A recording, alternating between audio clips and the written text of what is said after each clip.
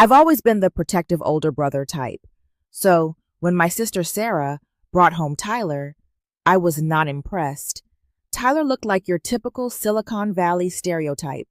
He wore those crisp, white sneakers that had never seen a blade of grass, and he talked about market disruption like it was a religion. I'm a foreman at a construction site. I value calluses and cold beer. Tyler?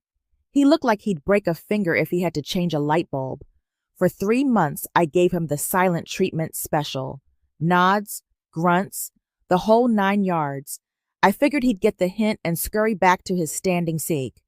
Then came the 4th of July. My family was hosting a massive backyard BBQ, but about an hour in, the sky turned charcoal gray. A massive Midwestern thunderstorm rolled in, and everyone scrambled inside, except for me. I was frantically trying to get the heavy, industrial-sized grill under the patio cover before the rain ruined the $100 worth of brisket I had smoking. The wheel caught on a patio stone. I was shoving it, soaking wet, swearing under my breath, when a pair of hands grabbed the other side. It was Tyler. His expensive polo shirt was already ruined, clinging to him in the downpour. "On three!" he shouted over the thunder. 1, 2, 3! We heaved that massive grill into the dry zone just as the clouds truly opened up. We stood there in the garage, dripping wet, looking like two drowned rats. I expected him to complain about his shoes, but instead, he just looked at his ruined shirt and started howling with laughter. He reached into the cooler, popped the cap off a beer with his wedding ring, and handed it to me.